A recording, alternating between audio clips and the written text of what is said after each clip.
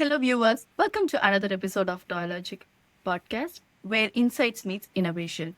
I'm Darshini, joined by my co-host Anitha. Today, we are to speak with Matthew Dong, founder of Wuhoo Group. Matthew has built a unique consulting practice around unlocking the power of credit card points for luxury travel. He has shown people how to fly business class, stay in the five-star hotels, and save thousands by maximizing the. We will dive into how he started Wuhoo Group, the challenges of building and scaling his business, and strategies he's using to reach new audience. Let's jump in. Hi, Matthew. Welcome to the show. Hi, thanks for having me. Great. Without wasting your time, let's start our questions. Sure. Matthew, let's start with your story. How did you first discover the power of credit card points, and what lead you to create Wuhoo Group? Yeah, happy to talk about that. And again, thank you for having me. I always liked traveling. My parents, when I was growing up, always brought us on summer vacation. So I love the idea of going different places. My dad also was the first one to help me get my credit card when I turned 18 to go to college. And there I learned financial discipline, getting as much money as I can from cash back because as a broke college student, right? All that extra funds and money went to, a meal here and there. Maybe by senior year, I was saving up points for spring break. It wasn't until I graduated, had a real job, so real income, but also real expenses that I found out the power of credit card points and what it could actually do. I had friends all over the country, if not world, that I wanted to visit. And with a starting salary, it wasn't enough for me to, spend on all these different trips I was taking. So that's where I found out about credit card points and how they can actually help me travel for a lot more without spending any more money. So I started helping out myself, flying economy across the country, business class internationally. My friends and family saw that they wanted to do the same, so I was able to help them. And then their friends of friends were asking questions about it, and I was helping them. And then I realized this is something I'm good at, something I'm very meticulous of, and can explain it to other people in an easy manner. And that's how I kind of turned this into a business where now I can make a little bit of money from helping other people travel for free. Kind of the quick overview. That's a great foundation, Matthew. It really helps listeners to see how your journey began. I would like to ask you, for someone completely new to this, can you walk us through how your consulting business actually works? Like, what does the process looks like for a typical client? Yeah, for someone totally new to credit cards, or maybe they have one or two that they use but don't know how to use the points at all, I have an initial one-on-one coaching session where we kind of do a huge deep dive into the points world. What credit cards are the best for that person? I really like to personalize these kind of topics and tricks that come with that. So that's like, again, a quick overview. It usually starts with that one coaching session. Then there's more follow-up if needed. I also produce a lot of content for free that people can view and learn at their own pace. Yeah, thanks for breaking that down. That's really helpful. It gives a clear picture of the value you provide. And our next question is, who tends to be your ideal client, and what is the biggest misconception people usually have about the credit card points before working with you? Yeah, my ideal client is anyone that wants to travel. If you want to visit these different places around the world or even just within the United States, I can definitely save you money and make it easier and even have a more luxurious experience while you're doing all those trips. So anyone that likes to travel is great. Families, singles, couples, whoever it is. The large misconception that I see is you have to spend a lot of money to get a credit card points. And that's simply not true, not the case. People think, oh, I need to be a business owner spending millions of dollars to get enough points for just one flight across the United States. When in reality, I've helped college students, so not even college grads, college students sign up for the right credit cards to get the right points to fly across the country in economy or even business class. So that's probably the biggest misconception, that you have to be spending a lot of money to get a lot of points. That's not how it works. Obviously, yes, if you do spend a lot of money, you can, but there's just different pathways that you can take to still get enough points. Like multiplying the points, like instead of 1:1, you can get like 1:4 or 1:5, like those kind of points you're talking. People think you have to spend a lot, but you can get a lot of points through shopping portals, credit card sign up bonuses, and other ways there. And then when you redeem points, there's a lot of ways to get and extract a lot more value. That's interesting because even I was thinking the same, like if you are a business person or you travel a lot, that's when you get more points. That's an eye opener for myself as well. Okay. I would like to ask you, you're very active in LinkedIn and I see your newsletters. So what's been the most effective way for you to attract new clients so far?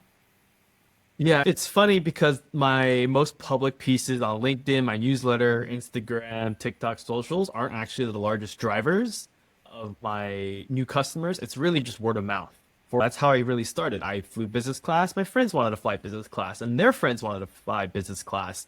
Their parents wanted to fly business class, and so they're telling their friends after they've flown in a flat seat across the world. So um, I have been getting more clients through these other public channels, but I think there's that level of trust when you see your own friend flying business class, you know it's not a scam. Because credit cards, a very fair point, have a lot of negative connotations. I mean, half of Americans are in $1 trillion of credit card debt.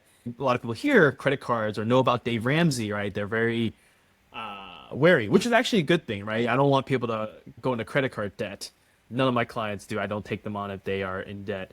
So that's why I think that trust and credibility is built from word of mouth. It's a lot stronger. That's because I can still build credibility online. As you've seen on my LinkedIn posts, there's people always commenting and engaging. I built that trust enough so people are also reaching out through these different channels. That's really insightful. It's great to see which channels are working best for you. Next question is, with your newsletter and content, how do you strike the balance between the sharing free tips and showing people why they should work with you directly? Yeah, I learned everything I know for free. There's tons of courses out there, free, cheap, or expensive. So it's in my view that nothing I'm saying is really should be gatekept. Or gate kept. Any of the things my clients have questions about, topics that are coming up, I just write my opinions and share that information. And why people come to me though is not necessarily for that information, but for their personalization, right? There's 3,000, probably more credit cards out there. Which one's the right for you? And that's where my coaching piece really comes in because I've digested this over so many years. If people want to get to my level, they're going to also have to digest all that information over, a lot of time. And AI is not at that point where it can really recommend the best credit card for you. So I think that's kind of where I'm coming from with these channels. So I'll give everything out as much as I can for free. It's the personalization that I need to understand you so I can give the best recommendation there. That makes sense, actually. That reminds me of information is wealth. You need to know the right information, right? So that's when you come in. Understand. I want to ask you about your growing pains. What has been the most challenging part for you in scaling growth so far? Yeah, I think there's a couple that come to mind, but one thing I already mentioned is the education piece.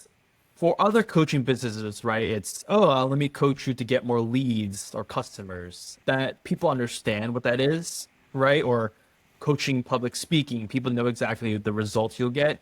When I say I'm going to coach you on credit card points and free travel, that connection isn't really there immediately for some people, right? They think scam, they think impossible, or you have to spend a lot of money, or you're going to be in credit card debt, right? There's a lot more barriers and myths when I talk about what I do as a coach. So there's another level of education that first needs to happen, which is, again, I guess why I post a lot of free stuff on all these different channels, because people need to get to that point where they see, okay, it's not just this fluff or magic that happens so I can fly business class, but it's actually these disciplined plans, and then people can come toward me. So that has been a little bit difficult. I think another roadblock I went to is I also really target small business owners because they do spend a lot, right?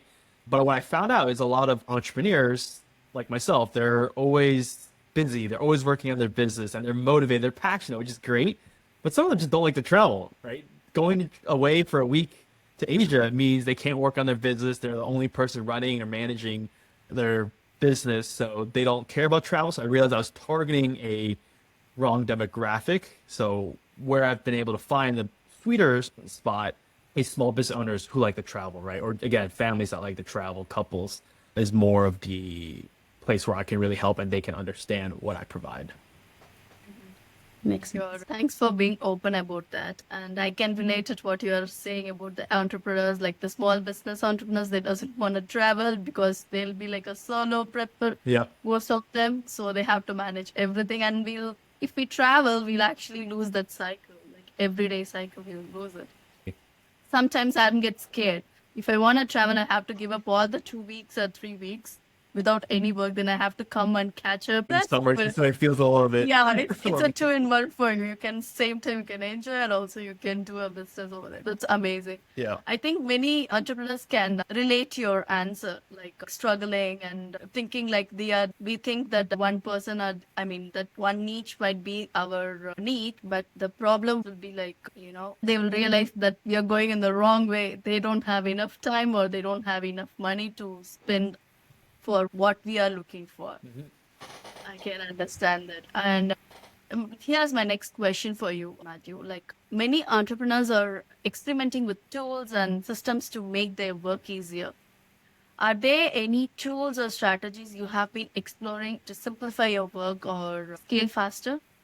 Yeah, one thing I've been testing out a lot is with Zapier, just because I have a lot of different programs that don't automatically connect. So a lot of my customers first see my content through, again, the socials, my newsletter, but all my products are on my stand store. But, to connect, people that sign up for different products on my stand store, I want to add them to my newsletter or vice versa. So Zapier has been helpful in automating kind of these tasks, especially in the CRM space too. I message one person, have a Google Meet with another person, I email another person. I've been experimenting with other CRM tools to see which one is the best in terms of making a seamless function for me to keep track. So I know I've talked to you a year ago over here. This is the context. Now I can quickly launch back into the conversation. Because right now, or I guess the past few years, I've just been using a Google Sheet tracker. I'm an Excel nerd, so it works well for me. But I know as I'm scaling, it's going to be harder and harder to keep track of it all. Right. Yeah, that's great. It shows how you are like thinking about efficiency as you grow. I would like to ask you, like, if you zoom out a little bit and see, like, where do you see in the next couple of years? Do you imagine scaling through more consulting courses or even a community? Yeah, I would. When you shared those questions before, I was thinking a lot about it in terms of the long-term vision. I don't necessarily want to always trade my time for money, but at the same time, I do have one course and I have another couple in the pipeline. But I want to stay away from courses because one, information in the credit card industry changes constantly. Like the one course I'm working on, I'm already having to update because of changes. Two, a lot of the information is already free online. You can find it or put together it yourself. So I want to minimize how much paid courses I do. But yeah, I don't think in the future I will always want to be consulting and coaching. I think the bigger picture is just partnering with different credit card products and advising things there from the consumer side, because a lot of the big banks know what's going on. They know what they can get from the different premium customers, large annual fees, but then you get all these different benefits. But a lot of these regional banks, they're not trying to compete with the big players, but they are trying to compete within the small region. There's a lot of value and benefits that they can provide there. So we'll see how the group evolves, but I still want to help people travel. I do $1 consults for college students just to help them get a leg up. So that will still be part of Wuhoo Group, but in the future, would love to work with the products themselves. Great. That's exciting. It really shows the vision you are building toward. And like my next question for you is like, you have clearly built credibility with your results. How do you see Wuhoo Group standing out of like as more people get into the travel rewards and credit card point space? Yeah, I mean, why I worked early on was that personalization piece. There's a ton of miles and points travel blogs, the points guy being the most famous. There's upgraded points, Prince of Travel, so many other brands, right? But as you scale and get that big, it's hard to really personalize, right? These articles have to be very broad, be very general.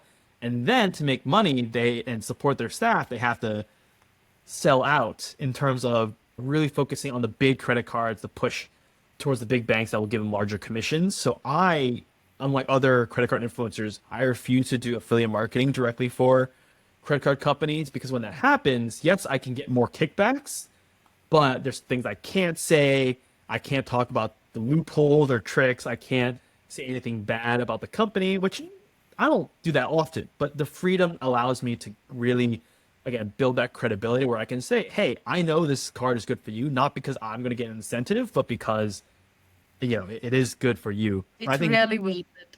yeah, so that, it hurts a little bit in terms of income, but I think the value that people get is tenfold because they have that trust where I'm not recommending this card. I might get a referral bonus from this one. I might not get anything from this other card, but I know it's the best card for that person. And then I think another thing that helps stand out is I came from the consulting world. I did HR consulting, marketing. So I kind of have that mindset as well to talk to those kind of customers and small business owners. So it helps me relate and then just be analytical. It's not just about a flashy metal card. It's about the numbers, the discipline, and the math behind all of it. That's good. That's powerful. Yeah, it really highlights your unique positioning. I would like to ask you the last question, Matthew. For our listeners who are curious, what's the single most impactful step they could take right now to start getting real value from their credit card points? It just costs me a few minutes to read each week. With the points, I would say if they are cashback only, meaning you can't transfer the airlines or partners, redeem them. Get that money in your pocket. Inflation's going to kill those points. They never grow in value. They'll always decrease. So what we call in the points and miles world is just to earn and burn them. If you do have points that could transfer to different airlines, then let's talk. Let's see how you can use that for your next trip. Perfect. That's a great takeaway for our audience to put into action right away, Matthew. Yeah. I feel like I have to join your course right away and use my points. Yeah. Me I'm too. happy to help. You already have 2 customers here. Yeah. Thank you, Matthew. That brings us to the end of our today's episode, From Points to Profit, the journey of Wuhoo Group. A huge thank you to Matthew Dong for sharing his insights on how he's helping people unlock luxury travel through points. If you'd like to connect with Matthew, you can visit his website, woohoogroup.com, or subscribe to his free weekly newsletter packed with strategies and point deals. Thank you for tuning in. If you enjoyed this episode, don't forget to follow and share it with someone who would love these insights. Until next time, I'm Anita, and this has been From Points to Profit. Thank you very much. Thank you.